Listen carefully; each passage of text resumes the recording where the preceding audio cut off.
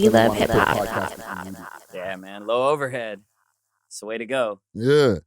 That's why even like you see some people, they'll record from their crib and just only invite the people that they can trust to come to their crib. Yeah, yeah. Because there's no overhead in the crib. Yeah, never. You know what I'm saying? If you want to do me a favor, get a little bit closer to the mic right there.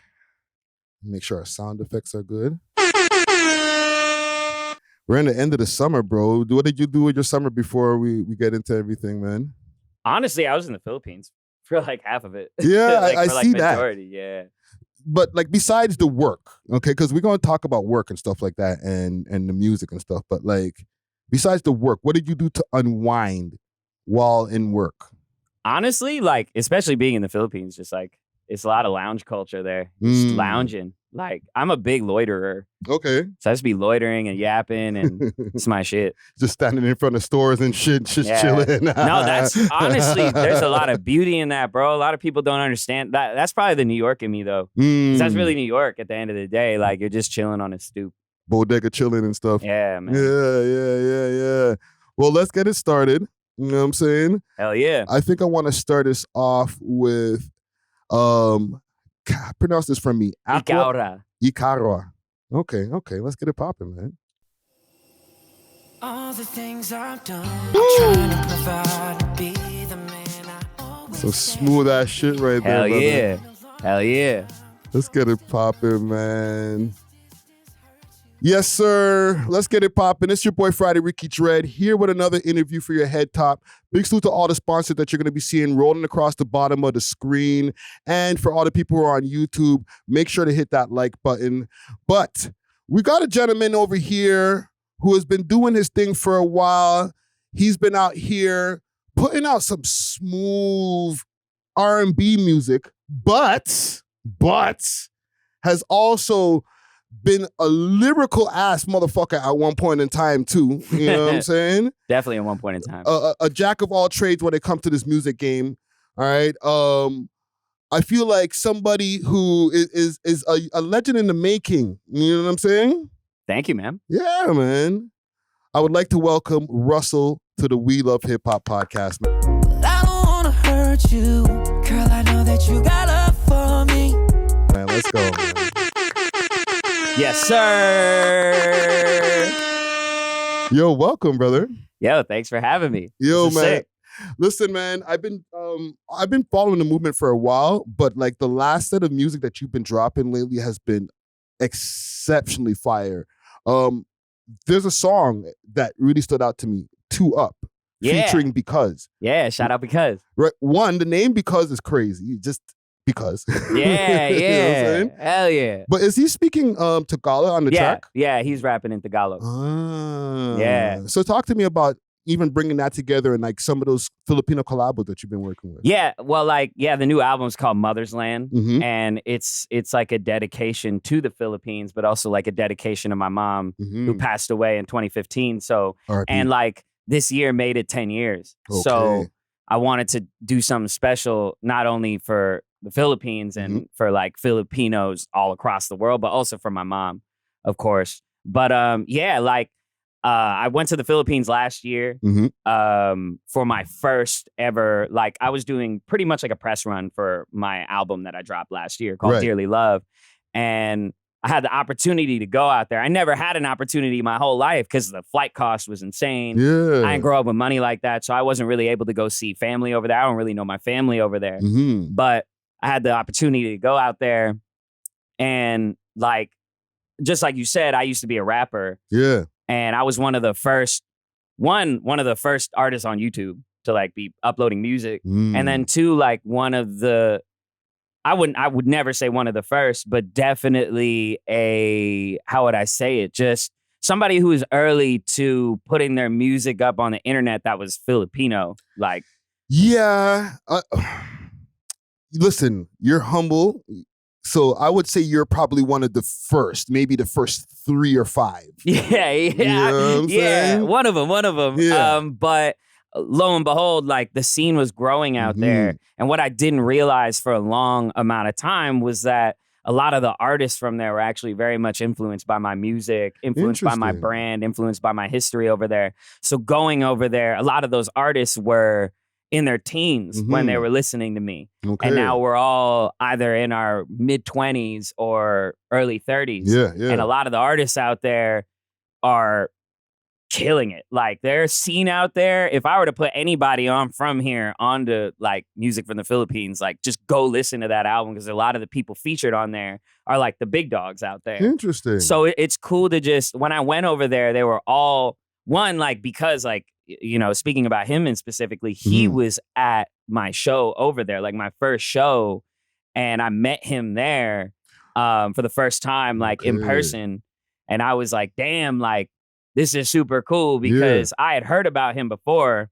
He was just putting me on to how much he grew up on my music. So I was like, yo, like, let's do something because this is full circle for the both of us. Yeah. Which is really cool. But yeah, like a lot of my influence was in the artists that are already buzzing out there, and they've just shown so much love. Like the amount of, everybody will say like, yeah, the Philippines is good for love, X, Y, and Z, hospitality, all that. But when it really comes to support, when it really comes to bigging up each other, they do it so well. And for me to be a foreigner, like, it's surprising how much love they gave me.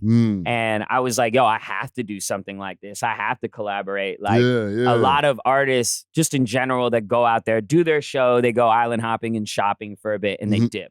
But they don't really give the scene love like that, in which I feel, being on the outside of it, it's like they don't necessarily need international artists, but it would be great. You know, and you're talking about non-Filipino artists. Yeah, just artists in general. Just like that come over there because in the Philippines, music is our damn near our second or third language, you know, like besides Tagalog and all the dialects that are there in English, like music really speaks to them. Yeah. Y'all are the karaoke kings and queens. Man. Exactly. Yeah. Yo, for real. And the bar is set high there. So, I mean, I just, one, like I sing and do everything in English. Yeah. So to see my music translate over there, I was like, oh man, I can't take this for granted because they're very harsh critics over there. Their bar is set very high. So if you do really well out there, they'll show you that appreciation and won't be shy to do it. Yeah. So I was like, I'm a fool if I don't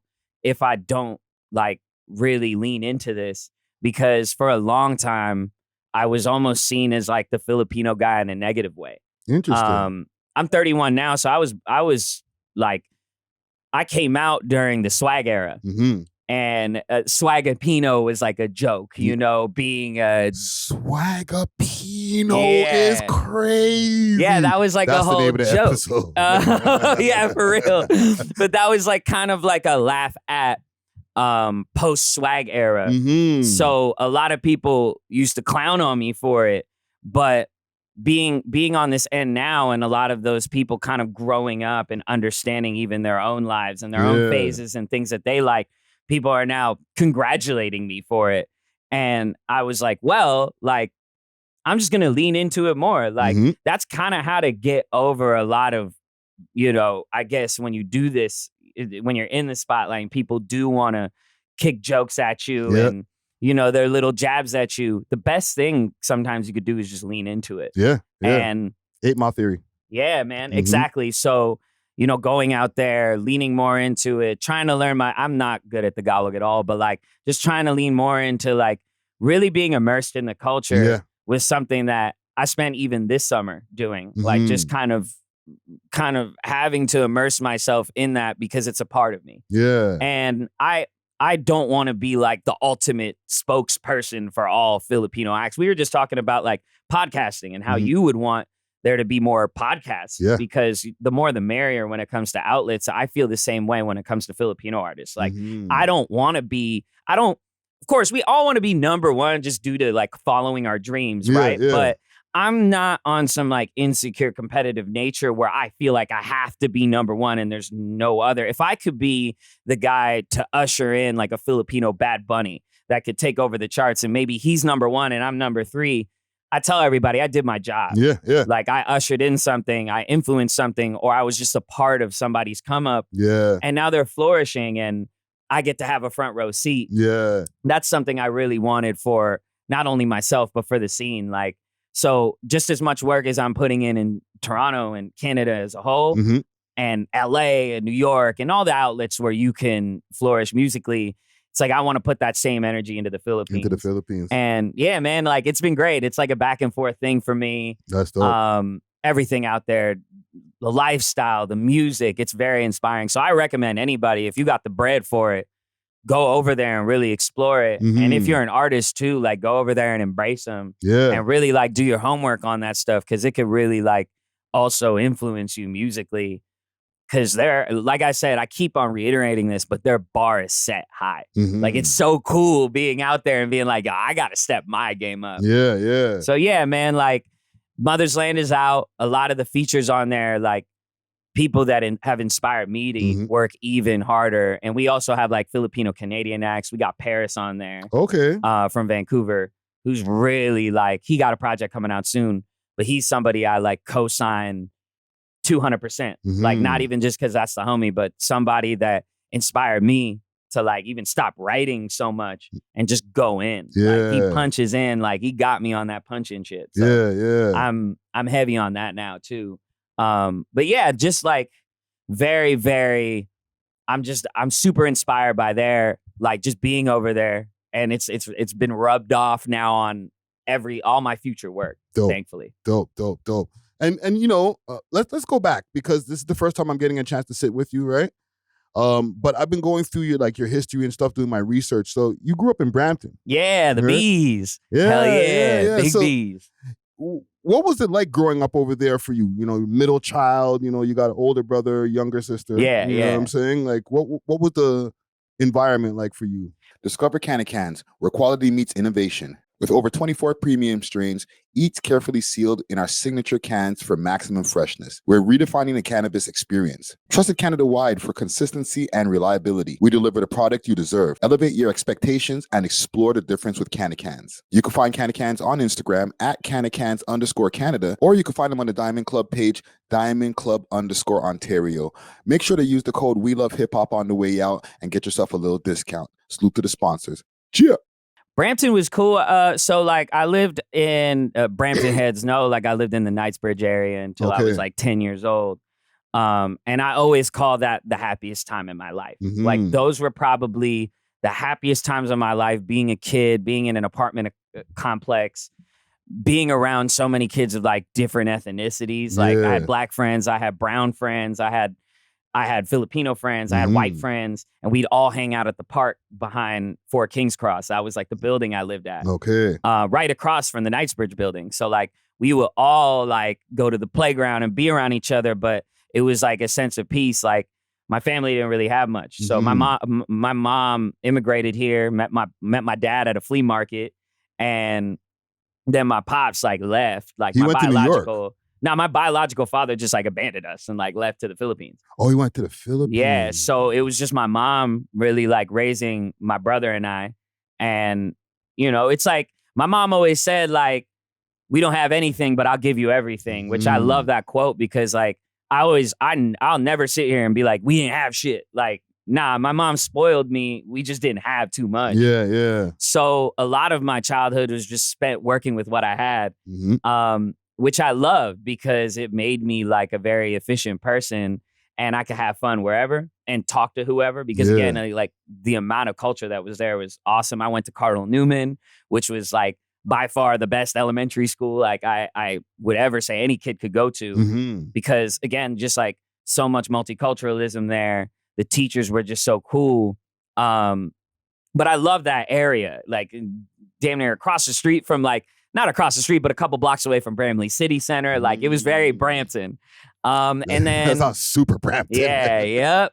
And then after I was 10 years, like, so my stepdad came into the picture. My stepdad's Trini. So I actually grew up Caribbean. Like I didn't really know my Filipino family like that. My mom tried to do her best, but like, you know, it was only what my mom knew. So I wasn't really around like Filipino family. I was more around my Trinidadian family. Yeah. And I call my stepdad my dad. Like he's my dad. Like he stepped up. That's my pop. So he raised me from like 4 until now, you know? Wow. But it's my dog, like, and he really helped me. He really shaped me to be like a very outgoing person. So, but I say all this to say, like, when I was 10, we moved out. You know, my pops and my mom, they kind of had enough money to, you know, rent a house, to get out of there. But you know, it's kind of like the Dave Chappelle stand up. Like, we moved to the burbs, but we were just making enough to live there. I can relate. So it wasn't even like life fully changed. We were still kind of struggling. We just had 2 floors to a house. You're just broke kids in the burbs. Yeah, exactly. Exactly. But, you know, my mom and dad did what they could, which I always love. Like, my mom was a real hustler. Like, she had a lot of jobs. Like, she was a lot of women think it's very performative when I speak to them about this stuff, but they don't know. Like, my mom was a hairstylist, a makeup artist, like all these things. And she ended up being like a florist, and then like a wedding decor, like just like she did floral for wedding decor, funerals, things of that nature. So she was always creative. And then my dad, he was a carpet cleaner, so they both like made enough to move to this new area. And that's when I was like locked in. Like, my elementary school from then was like 80 to 90% white, you know, but I was still kind of, I guess, influenced by a lot of that stuff, just because like some of the kids that I made friends with there were like skate kids. Like, you had your, you know, snobby white kids, but then you had like your cool kind of rugged white kids that would like, they were rowdy, they liked to fight. So I was kind of cool with those kids and like some of the colored kids in my school. But there was like a little bit of classism, you know, realizing that in my adulthood, like, there was definitely some classism there. So I found myself sliding into depression when I was like 11 years old. Like, that was like my first case of like real depression, because I was away from my old neighborhood and all my friends and Facebook and all that stuff. It was like really early on. So I didn't even know what they were up to until high school happened. And that's when like Facebook came around. So that's when I really got to communicate with everybody, but it really started moving to that area and not being able to see any of my friends anymore. So I became like a really sad kid. But in high school was really when, you know, I got to get out of my house. Like, you know, you get to go out without your parents chaperoning everything. So being 14 and 15, living in Brampton and taking the bus everywhere. So you're talking about downtown Toronto and shit. That and just around Brampton City, like a lot of Brampton culture, which I love, like Jay and Trey from 4YE and Sheldon, like they talk about this a lot, which I really love. Like, they're probably the best candidates to talk about this stuff, but a lot of people don't know, like, Brampton culture is really loitering in a parking lot or like loitering out, like just like New York, like, but you're in more spread out areas. So you're going, like, what I love about like Parties Break from Toronto video is it's a very big like representation of Peel Baby culture. Like when you're sitting in a parking lot with all your homies just talking about nothing. At the Timmy's and shit. Yeah. Everybody knows Beauvert and McLaughlin, like Timmy's, like all them Tim Hortons locations, like Heart Lake Plaza, like all those it's plaza culture. Like, you're in the plaza and you're just shooting the shit, talking to your homies all night. But I love it because that sparks so much, that boredom sparks so much creativity. So that's why you have like these guys like 4YE, you have Jesse Reyes's, the Roy Woods, you know what I mean? Like all these Tory Lanes. Tory, you know, what's crazy is like I have stories about like how Tory would hop on the bus because he used to go to Fletcher's. Tory used to hop on the bus to come see me at like Notre Dame, and we'd like skateboard outside. Like, people don't know that lore. Like, Tory and I were really like, and you know, the skateboarding thing is part of the reason his name is Lanes, right? From skateboarding through the lanes and stuff. I wouldn't fact check that, but if that was a thing, like that was, I guess, you know. But he was a skater. I did a documentary on it. A lot of people don't know Tory was a skater. Like, I did not know that, like, to that degree that he was a skater. Yeah, like not to like the vert skating thing, but like a street skater. Tory used to skate. And yeah, he would like pop out sometimes and like we'd hang out as kids. And that's, again, like just the Brampton culture was like, you pop out to a parking lot, you see one of the homies there. And it was sometimes it was Tory, sometimes it was Toby, you know. Salute to Toby. Yeah, shout out Tech Rhymes, you know. Toby and I were in a rap group with another guy named Suspect called Bermuda Triangle. Yo, this is There's so much crazy. lore, bro. Like real Brampton lore, you know what I mean? Like seeing Raz Fresco at Club on Queen opening, Wow. like doing open mics. We used to be at the Yeah. open mics, like hella heavy, and that's kind of like, again, like that kind of gave us an avenue from all our like parking lot hangouts, ciphers in high school parking lots. Like I remember my first rap battle at Notre Dame getting ripped to shreds by the homie Cakes. Like shout out Cakes from Campion. That's your camera right there. Yeah, like he totally just ruined me in a rap battle, and that made me know not to rap it like against anybody anymore. But I say all that to say it's like, a lot of people want to wonder why so much greatness comes from our city. It's really the boredom that we all had. Yes. We didn't want to stay cooped up in our houses all day. So we would just hop out, take the bus anywhere, link up. And that's where you saw everybody, you know. Sheldon Sebastian from 4YE used to be in a rap group called GEC. And I used to see them everywhere. Shout out Hood, shout out Mickey. Like I'd see them everywhere. You know what I mean? So it was just cool because like all these guys now, we're all like in our 30s, late 20s, and I'm seeing these guys at industry events. Yeah. I'm seeing them like really do their thing creatively. So like it warms my heart because we were really like, and still to this day, people like to make fun of being from Brampton. I get it, you know, brown population, all that. But for me, like shout out all my Punjabi people, all my brown people, like I love them. Like they gave me culture too. They, you know, shout out all my Tamil people. Like we got Tamils over there. Like we were all locked in. So what I love about being from Brampton is like I get this great perspective on culture, and I'm able to be in like kind of like a small town vibe. So I'll never forget where I came from. Yeah. But man, you asked me about Brampton, I'll go on for hours. Like I just love being from there. But bro, it's crazy because you gave me the perfect explanation for why there's so many talented people from there, because I've interviewed a multitude of people from Brampton, and they all say, oh, we went to the same school, or we went to the school across the street, or we used to link up. And I'm like, wait a minute.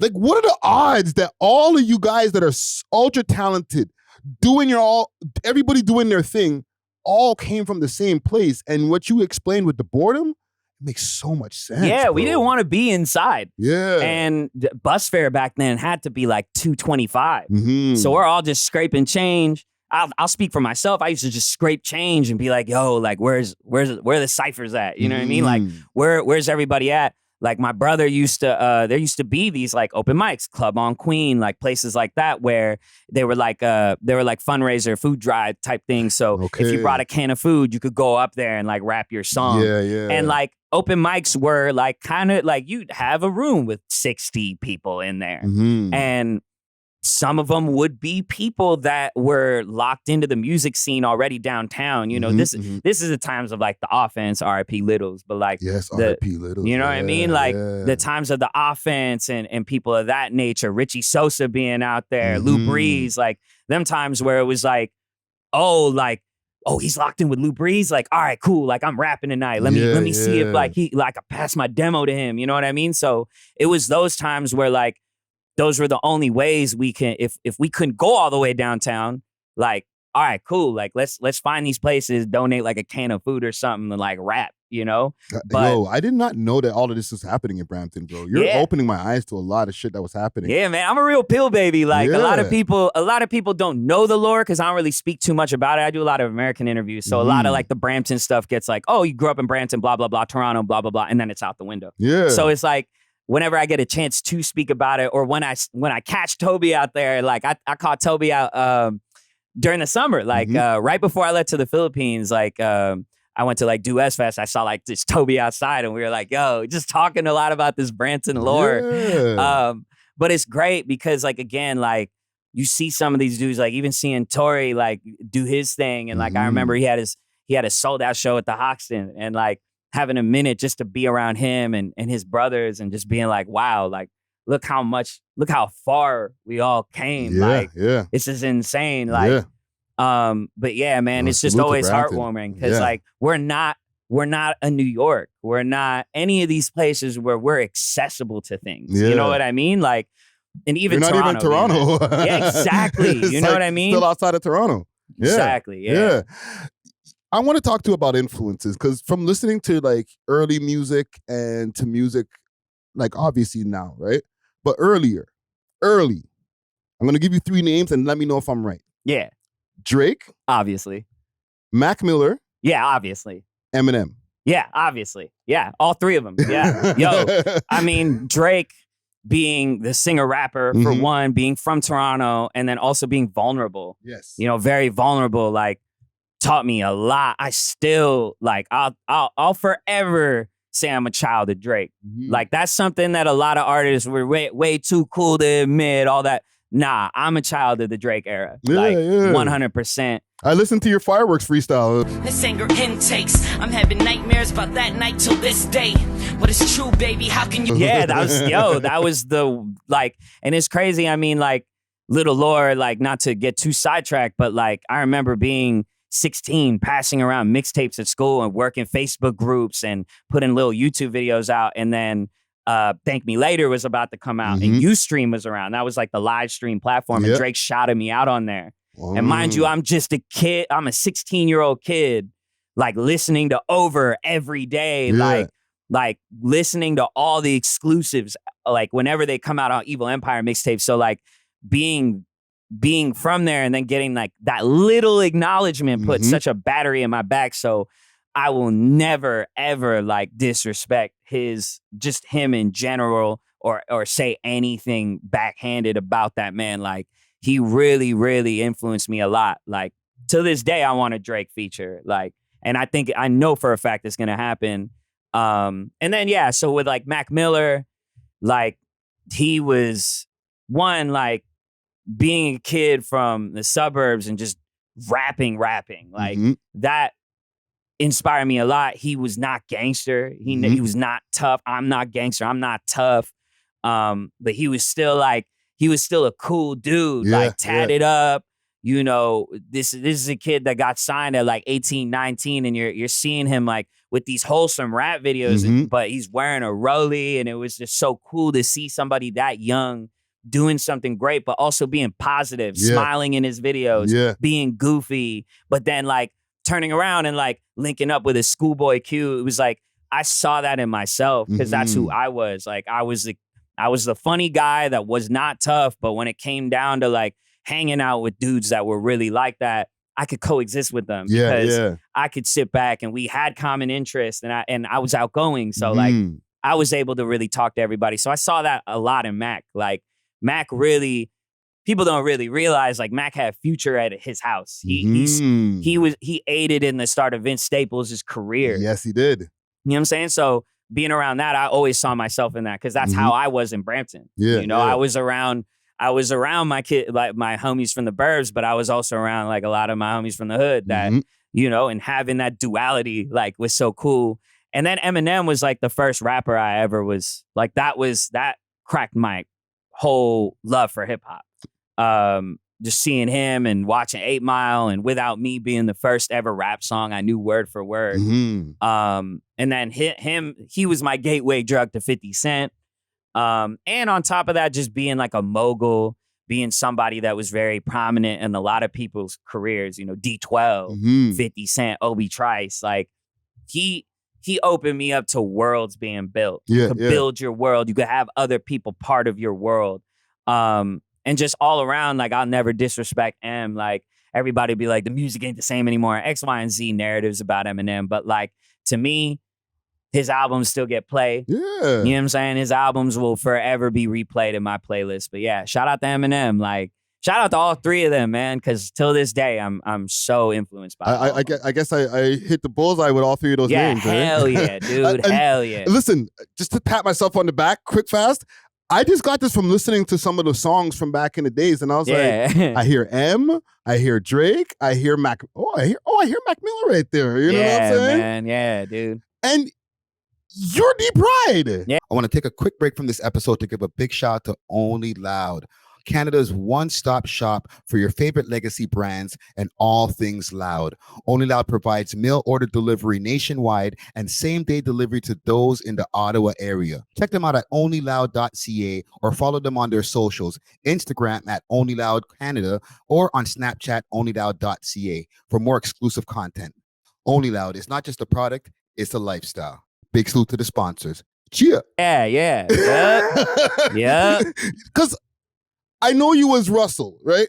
But from social media, right? From watching you, following you on social media and stuff like that. But like, I feel like I bumped into you as D-Pryde back in the days. Another chapter passes by in the novel of my legacy.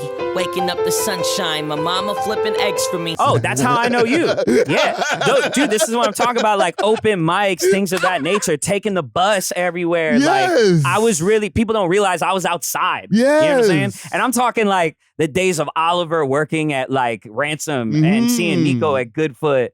And, you know, like I wasn't old enough to get into like certain clubs, but being outside of certain clubs, seeing all these dudes, like, bro, I really got Toronto lore. Like I'm really like a child of the city. So I remember D-Pryde from back in the days, but then like now that I made the connection, I'm like, oh fuck, it's you. Yeah, man. I definitely when you like first off, like Real Toronto DVD, obviously. Like that was, of course, seeing you on there. But like, yeah, I've seen you outside as a kid, like a couple times, you know? We never formally met. But I had always just been like, I'm a student of Toronto culture. Like, shout out to Addy Papa. Salute to Addy. Legend in this. Like, people got to know the Addy Papa lore, you know what I'm saying? But like, he's one of like the only people I could talk to nowadays, or like, we could just sit there and have a whole Toronto lore discussion because he was really outside like that, you know? So me being 15, I wasn't in like clubs and certain places like that.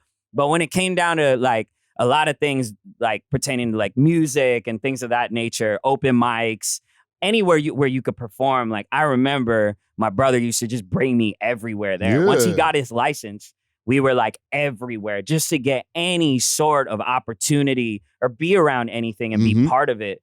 But yeah, we were in the cut, man. Like, but you as D-Pryde, you took the fuck off, bro. Yeah, man. Holy shit. And the thing is, now in hindsight, I do remember like your name starting to like blow up. And I was like, holy shit, look at that. But now doing my research, I'm like, yo, you got millions of views back in the days as D-Pryde, bro. So talk to me about that time, because you were a rapidy rap ass nigga at them times too, bro. So tell me about them times, bro. Those times were great. They really, I always consider that my 10,000 hours. I was never, I didn't grow up like with a piano teacher or any of that, vocal lessons, nothing. It was really just having to make do with what I had accessible to me. And what that was my mom and dad's computer. You know, I just used to go on the computer and nerd out and just try my best to figure out. Like, I remember hearing my voice for the first time. I bought a mic from the dollar store. And I was like, yo, like I plugged it in and I'll go on Windows Recorder and hear my voice. I got so fascinated about it. And that built up to downloading Audacity and then getting Adobe Audition and working on there and finding YouTube. So YouTube basically was like, my whole gateway to that was having a MySpace page. Right. A lot of people don't know this, but like I used to put my music up on MySpace and on the Canadian charts.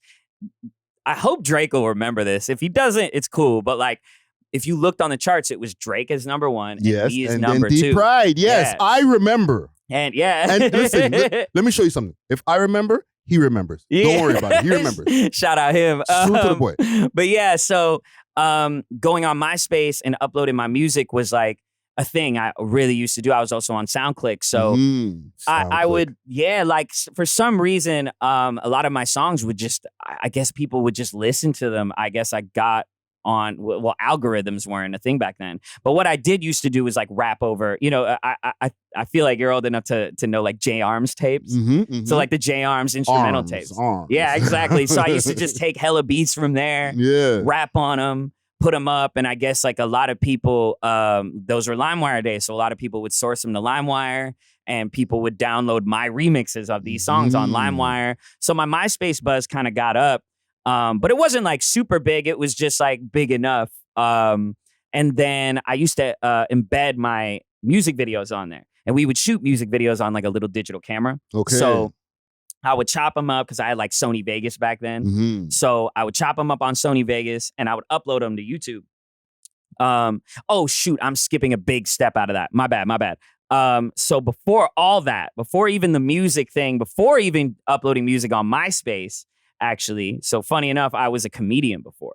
Interesting. So the comedian stuff was just me being a dumb kid and just being funny. Mm-hmm. And I had a webcam and I just go on my webcam and just, I would lip sing Soulja Boy videos. So that's why I'll always give salute to Soulja Boy. Soulja Boy, tell him. Yeah, so Soulja Boy was on SoundClick heavy. And Yes. he was my favorite rapper at the time. And he was young, so like I related to it a lot. But I did a bunch of like parody videos to his songs. Mm-hmm. And I would put them up on my MySpace. So I would go on YouTube because I saw that it was just a place where you could upload videos. Yeah, because this is like early YouTube, like 06. Yeah, exactly. And shout out to Tim Chantarangsu, who is formerly Timothy De La Ghetto. Mm-hmm. He used to embed YouTube videos on his page. So I got that from him. Okay. I was like, oh, okay, I could put my music videos on my page. I just had to upload them to YouTube, copy the embed code, put them on there. But what I didn't realize was YouTube had a comment section. So I started seeing comments on there. And as a 13-year-old kid, I'm 13, by the way, like at this point. So as a 13-year-old kid, that put like a battery in my back to be like, yo, like I'm a just keep doing this because people are entertained. And feedback, and just like you said before, I'm a middle child, right? So I want all the attention. Yeah. So I'm like, all right, cool. Like I'm gonna just get attention from the world. So I started doing that. And then that led me to geeking out on Windows Recorder. Mm-hmm. Like I said before, making music. And then I made music. But as I was making music, I'm on YouTube putting out these comedy videos. And I'm like, yo, should I put up my music videos? So I started doing that and then embedding those onto my MySpace page. My MySpace buzz started going up. I'm number 2 in Canada. And I'm also taking over YouTube, being one of the first artists to just put videos on there of me rapping, stuff like that. Yeah. Being first to vlogging. Like I was vlogging back then, showing people my life as like a regular kid. And then, I just started getting attention like that, started building that up, live streaming too back in the day. There was blog TV, which was like one of the live streaming things. So we would go on there, promote my music on there, and just working the internet. Yeah. There were no record labels at the time. I had nobody but local open mic people to pass my demo to. So that was a way for me to like actually put stuff out and get an international fan base. And then, and sorry if this is taking so long, it's a lot of lore, but, so fast forwarding, just doing that for however many years, like 2 years or something, around 15 or 16, I started getting some label attention. Yeah. There were like some labels kind of figuring it out. They just didn't fully understand YouTube or the internet like that. But they had their eyes peeled on me. I'm this really young kid doing everything alone. I'm mixing, I'm mastering, I'm shooting the video, I'm editing it, and I'm putting it all together. And I'm not controlled by a label at the time. So I'm just putting it out. There's no streaming services. You could just go straight to consumer. So I'm going straight to consumer with everything. And lo and behold, I signed to this one dude, shout out Baby J. I signed to this one dude who just goes into my email. He's like, yo, I found your email on MySpace. Like, I want to change your life. And I'm 16 at the time. I don't want to be in high school. It's like the first deal that wasn't like, because everybody else, like they offered me stuff, but they really never like pushed through. I think there was the fear there from like, no numbers being there, no sound scan, any of that. So, but Jay took time to really be like, nah, he's the future. This internet shit is the future. Like, so I locked in with him. I moved to New York like when I was like 16, 17 years old. And we signed to them, Mars Music. And so they had a meeting with somebody. I think it was at like Warner or something. I don't mean to like, mark anybody out. But they had a meeting at Warner with an A&R over there. And the A&R said, he's cool, but let me see him get to 100,000 subscribers. Like, let me see that. And at the time, I think I had about like 20 to 30K or something like that. Like not as much, but Phil Chong, the other partner in the record label, he had this idea of being like, all right, let's do a remix every week of every popular song that comes out. Like, just do it, like, record one verse on it, Right. little run and gun video, put it out. We'll go weekly until we hit 100K subscribers. Mm-hmm. And I was like, all right, cool, I could do that. So went out there with my friend, shot a bunch of these videos, and we're doing, you know, I remember we did that Fireworks remix, and then we do All I Do Is Win. And the lore from me being signed and everything really boosted that video up because everybody's like, what is he going to do? He just got signed. Right. All I Do Is Win remix comes out. Boom. It's like wildfire. You know what I mean? Everybody is on it. It got 1 million views, all that stuff. People aren't cracking 1 million views off music at this point, you know? So to do that was sick. And then, week by week, putting out remixes. 10K subscribers one week, 20K subscribers the next. And then by like the 5th or the 6th video, we're at 100K. Nice. And mind you, these are all remixes. All remixes. So at a certain point, we were like, all right, originals. Yeah. Went through with the originals. They hit as hard as the remixes. And at the time, too, you know, Jay is recording and mixing me. So this is all still in-house. Right. This is an indie label. This isn't a major label. They're just like 2 dudes that started a label from New York. So like, it was cool because I was very self-sufficient too. And Jay being self-sufficient, we had like a cool kind of system going on where it'd be like, all right, find which song is charting, remix it, put it out, next, and then feed them vlog stuff so they get to know you. So in all these videos, I'm wearing snapbacks. I got like these big glasses on. I got like a Goodwood on. I got vintage thrifted gear on. And we ended up just having this whole movement that ended up being like this Swagapino movement that I was aiding to on Tumblr and all these other outlets. Tumblr was out at the time.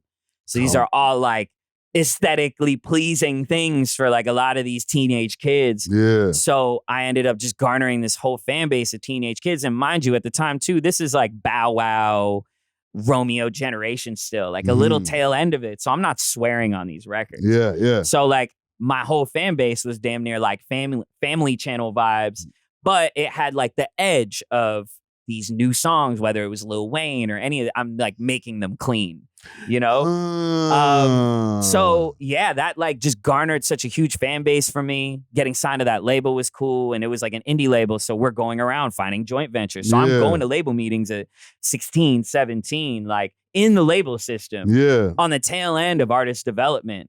So I'm like really sharpening my blade, doing all this stuff, touring, like taking after the Soulja Boy book, you know, taking bookings over the email, like, you know, doing all that. And that really built like a lot of that buzz for me, like really the groundwork. And that's like what I could definitely say about D-Pryde. We did a lot of groundwork with that. And that was like a real cool movement. And yeah, you know, going through the label system, I did a major deal at like 18, 19 years old. Yeah, you were signed like to BMG at one point. Yeah, like 19. That went kind of sour. Again, like, you know, a lot of people were not as like hip to this YouTube thing. And on top of that too, I'm young, I'm impressionable, so I want to just satisfy the industry. So I'm doing like pop records that I may not actually really be into, you know? Again, like we're talking like a kid that was rapidy rap in these rap circles. Like, so I had this like other vision of what I kind of wanted to do. But at the end of the day, I want to be Justin Bieber. So I'm like, all right, like, I guess I got to compromise, you know? But, you know, lo and behold, like I turned like 20 or 21 and I'm still going back and forth to New York, but like the numbers are going down. Not many, the appeal of being the little rapper that could is like gone because I'm not 16 like rapping fast and angry anymore. So the appeal was just like going down, and fan base is getting older too. Yeah, exactly. You know, they're growing out, and you know that's like 20 to like 28, I would say, is like the age where now you're too cool for anything you grew up on. So now you're just starting to kick jokes and make fun of it. You know what I mean? So yeah, I faced a lot of that back, and then, you know, moving back here, like 20, 21 years old, like having to do the walk of shame everywhere you go, people telling me I fell off, like, damn. And then separating from the label, you know, and having to just be on my own at like 20, 21. Really having to learn the business at this point. Exactly. And I'm still cool with those guys. So shout out Mars Music. But like, you know, that was around the time where like we all broke up. So I had to move back to Brampton and being around the music scene then. And like everybody just like, you know, Toronto gets disrespectful, bro. Like they'll tell you to your face, like, yo, bro, you fell off. And like a lot of people were like that. I faced like a lot of like actual IRL hate, which sucked, dude. Like it actually it took a toll on my mental health, which really sucked. And then, you know, again, like I saw the world, bro. I toured the world. Like, so to be back in Brampton and being, in a sense, washed up at 20 years old, like sucked for me. Cause I'm like, damn, my life is supposed to just begin now. Yeah. And, you know, I did the major deal thing. My money got rinsed from that. And I was just like, oh, like, I'm just here. What do I do? And like, I kind of didn't know what to do. But I was like, let me just resort to what I always been doing and kind of use the formula again. So at 21, it was like going really well. Like, again, I garnered it all back up. I have these songs. Like, you could even real time check it on YouTube, funny enough. And in these videos, I'm like getting tattoos and I'm like kind of growing.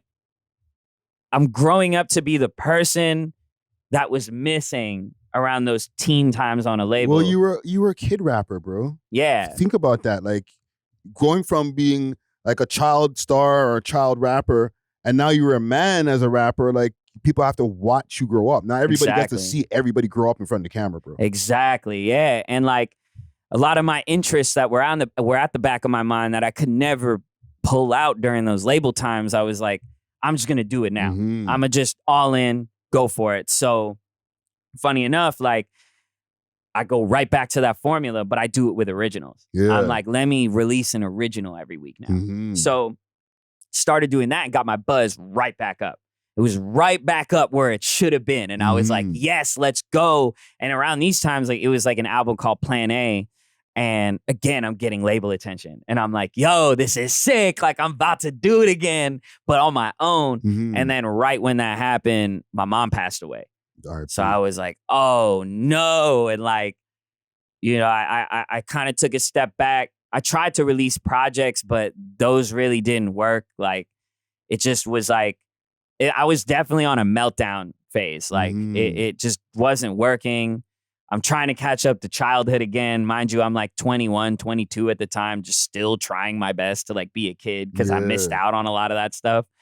And like, it just wasn't working for me. So that was kind of like the downfall of it all, really. Like, I was too early to a lot of things that I could have flourished in later on, but I just didn't want to give up. Yeah. Like that's really like one key word in all this is resilience. Like I just wanted to stay resilient and be like, yo, I had too much, no pun intended, but I had too much pride in me to be like, yo, I'm gonna quit and go get like a regular job. Yeah. I couldn't do it, bro. Like I love music too much. I love the game way too much. Like I can't. It's like Mitch and Paid in Full when he's talking about the game, like the hustle. Like I'm in love with that. I couldn't leave that. There was no way you could take me away from it. So anything I could do, like I was just releasing like whatever project after whatever project, and some of them wouldn't hit, you know, and I'd be like, all right, on to the next. Like, let's just keep going. And we were just talking about like editing your own stuff. I'm editing my own stuff. So I'm like, whatever, like keep this low overhead and just keep going. Keep dropping. And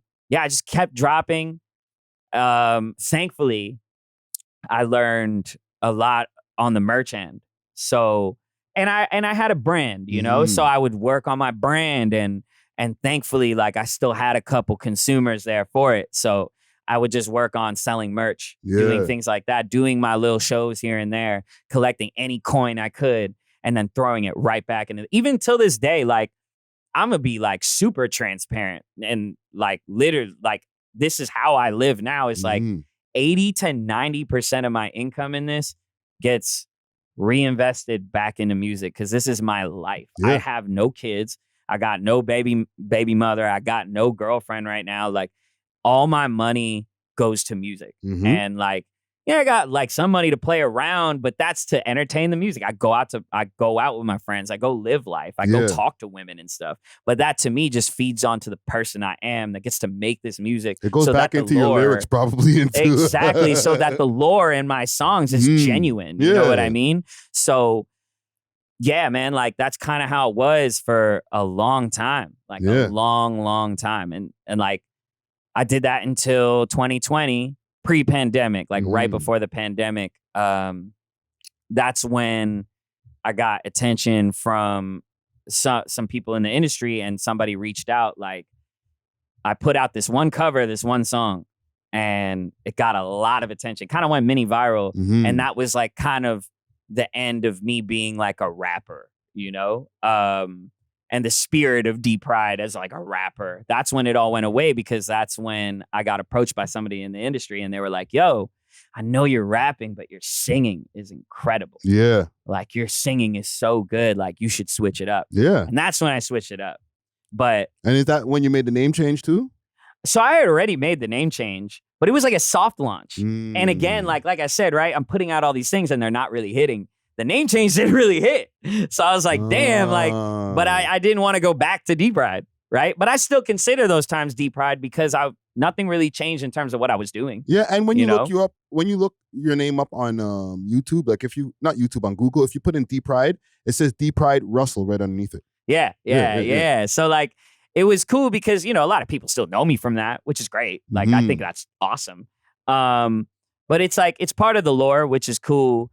And like, it was like my 10,000 hours. So just, I wanted to tell the whole story just so people get like, no, man, I think it was necessary. Of all that. Yeah. But 2020 was when like my rapping dreams sort of got pushed to the side, and then I went towards R&B. But yeah, like those D-Pryde times were great, man. Like if I were to sum it all up, like I was definitely early to a lot of things that people are flourishing from now. Yeah. Like now is like fully, we all talk about it, but the Kai Cenats, speed, all that stuff. Like I was that 10, 13 years ago. Like, but you walked so they can run, man. You know yeah, what I'm saying? man. And you know, even with being a Filipino man, right? The music industry, there's not a lot of Asian representation, right? In rap, there was you, there was Jin. Shout out Jin. Right? That's it, bro.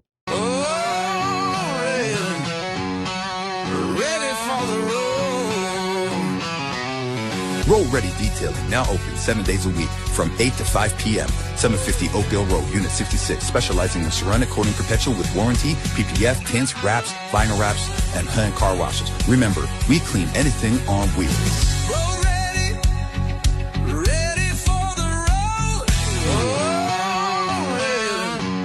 I have no more names, bro. Yeah, we had like, I'll always credit the YouTube rap generation, you know what I'm saying? We had like, again, Tim Chantarangsu. I never want to get that name wrong either, because he rebranded too. Shout out to Tim. But he used to be Timothy Delaghetto. We had Jay Rise from Hamilton. He should be on here too. Shout out Jay Rise from Hamilton. He was actually the reason I was D-Pryde. Okay. I wanted to be like him. Like that was like my big bro in this shit.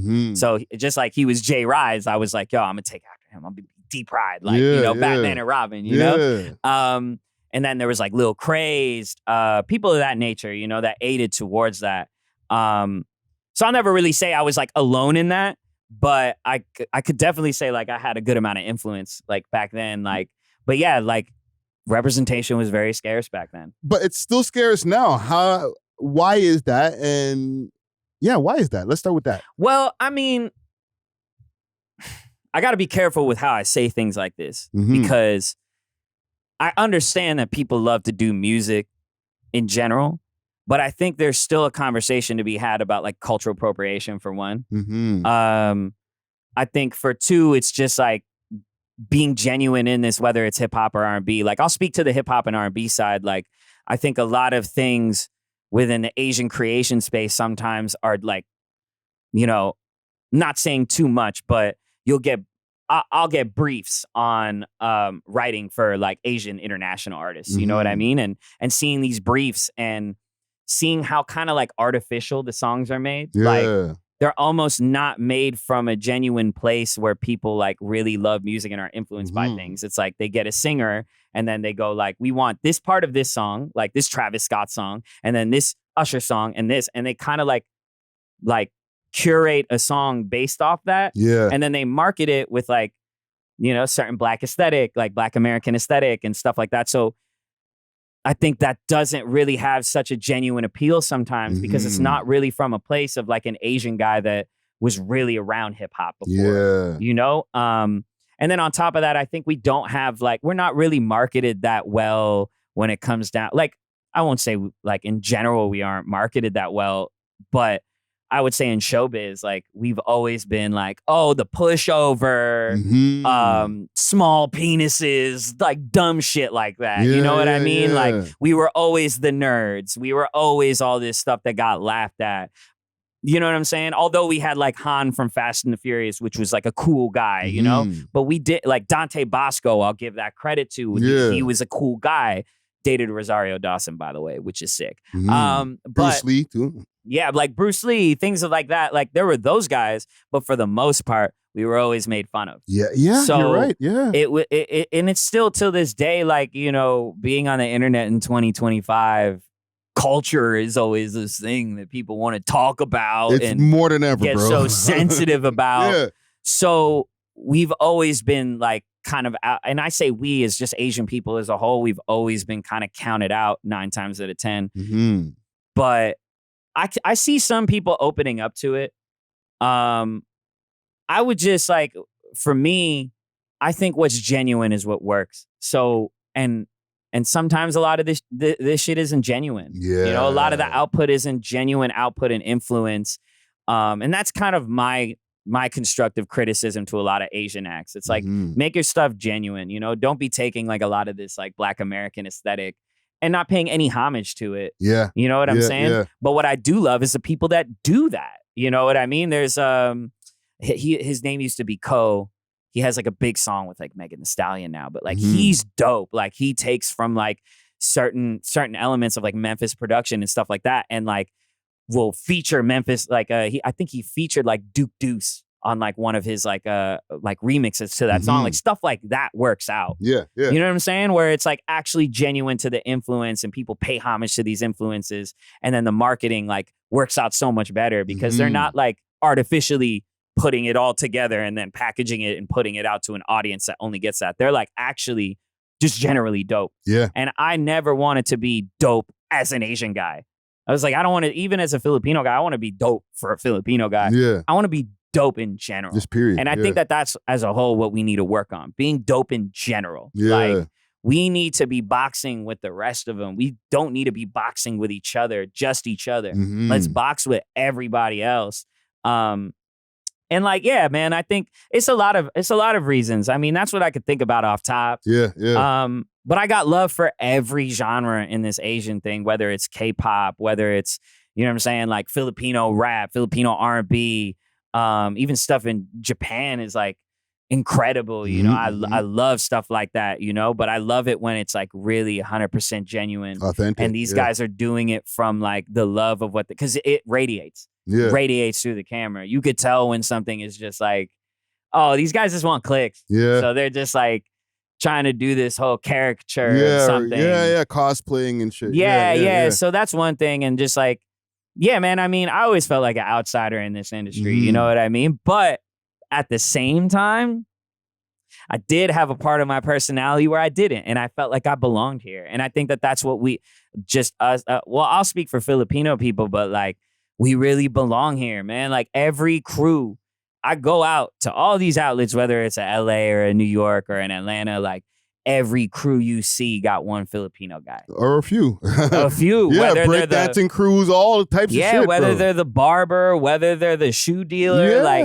the stylist, any of these guys, creative director, we're everywhere. So it's like, I think for me, I never felt like I didn't have a place in a lot of the rooms I was in. Even when we talk about like Black American culture, like I've been around all these rooms as the only Filipino guy and I never felt like an outsider to that. You know, industry wise, yeah, because you're dealing with people, you're dealing with suits. Yeah. But when it came to the streets, when it came to like really being in the underground or really being outside, never felt like I was an outsider. And I give thanks to Toronto for that. Yeah. Toronto never made me feel like I was not part of the crowd. Mm-hmm. Toronto always, we're so multicultural and we welcome so many people in. Yeah. So I never ever felt like an outsider to that.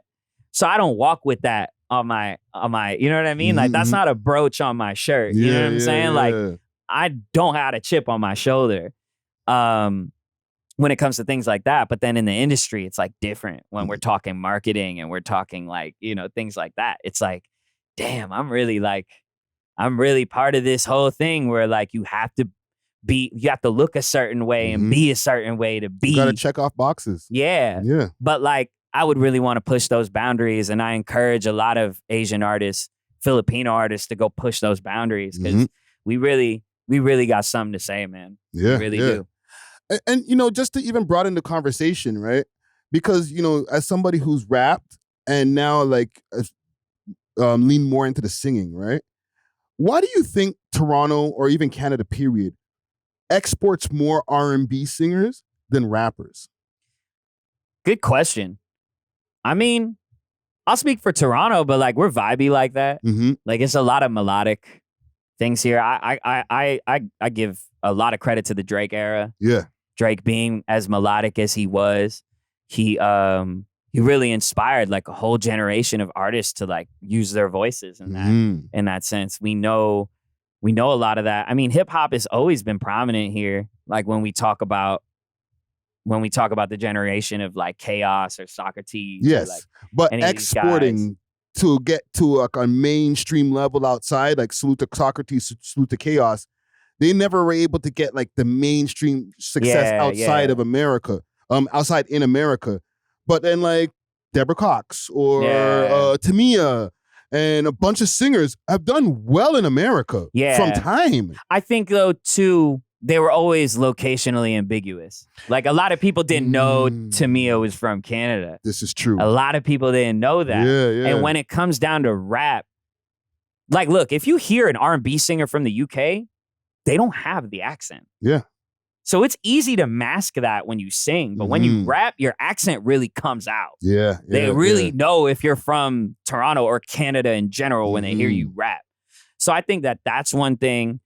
You know, niche can be a good thing and a bad thing at the same time, right? So if you're fit into one cultural niche, that one region, it will hold you down, but maybe the rest of the world's not going to understand you, right? But I always like I was watching a 40 interview the other day when he was talking about like one of the first times he found Drake and City Is Mine was on the radio, and he was like, yo, it sounded American, you know? And I think that that's why Drake was able to flourish on that side, because he was able to, like, in a sense, in a very positive way, like code switch and really get to a position where he was in some ways locationally ambiguous. Yeah. But at a certain point, we all know, like, this is probably around Take Care times, he was really banging that Toronto shit. I'm really from here. No. Drakeologist in the building. You know what I'm saying? I feel there should be a pause there, but no pause. Nothing was the same.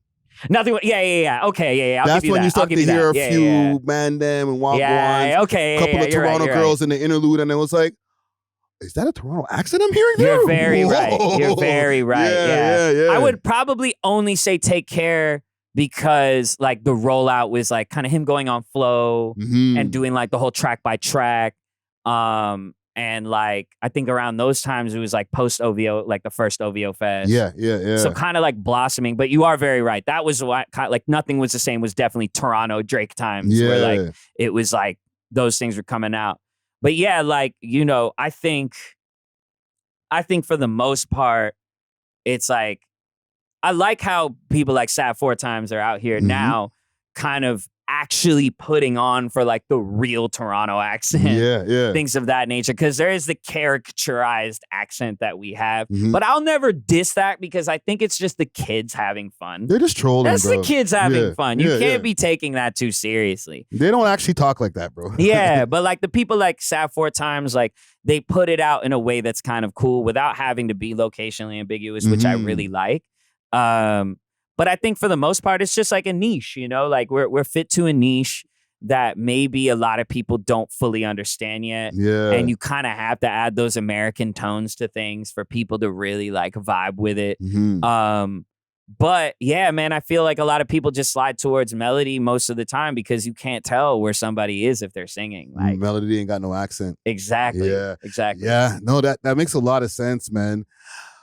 Last couple of questions I have for you here, man, because we've gone through a great history of the D-Pryde times to now you being Russell, the music industry, everything, right? What would Russell now tell a 17-year-old D-Pryde?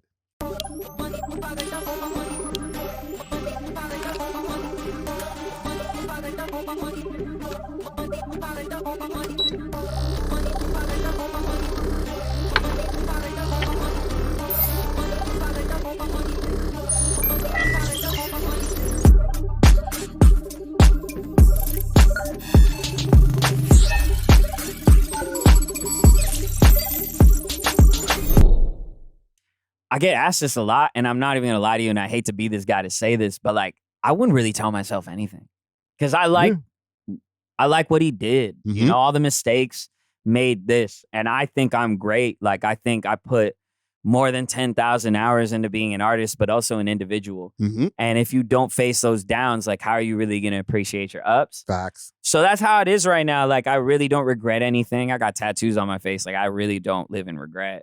I don't live in, you know, the what ifs. Like it would be great to sit there and say coulda, woulda, shoulda, but at the end of the day, I did what I did. Yeah. And it made me who I am now. But I love who I am now. Like I appreciate who I am now. I like take a lot of time to practice gratitude in that, especially like times where I'm performing and we get off stage and we just tear the entire building off. And I'm like, nah, that was done. A lot of people ask, like, why are you such a good performer? Like, how, bro? And I'm like, yo, it was making all the mistakes. Yeah. Like, yeah, we could talk about all the wins, but it's really the mistakes and all the things that one would probably regret that you're like, nah, I actually like will wear that on me like a coat. Like I fucked up a billion times, like, but I'm here. So yeah, I wouldn't really tell that kid anything. Like I just let him do his thing. I'm writing down a couple of different titles as well. Swagapino is cool, but what you said earlier when we were having the conversation about the rappers and the singers, locationally ambiguous. Yeah. It's a real thing, bro. I think man. people really need to like deep dive into the concept of that when they think about their careers, right? Yeah. You know I mean, what I'm if you listen to me talk, like I don't really sound like I'm from here, but I'm from here. Yeah. You know, I just don't got like an exaggerated accent. But if you put me around like some of the time, if you put me around like 5 other dudes from here, I'll start speaking like I'm really from my ends. But like at the end of the day, like I really went around America. You know, I'm kind of Americanized. That's why when I speak, like I can code switch really well. A lot of people think code switching is like incredibly negative, but I actually think it's like it could work out for you if you're really genuine with, you know, your influence. Yeah, listen, But man, you're talking to somebody who code switch all the time, so you ain't gonna get an argument from me. Hell yeah.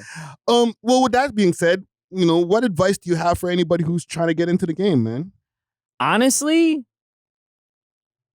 be the best and biggest child you can be in this. Like that childlike energy and delusion will take you so far. Yeah. Like the dopest artists, I've been around everybody in this game. Like damn near everybody. And one thing I could tell is they take it seriously, but in a childlike sense. Yeah. Where they're kind of delusional and they speak about things like it's like you're playing house in a sense. Like you're kind of just like role playing yourself in this big industry, you know, and within creation and things of that nature.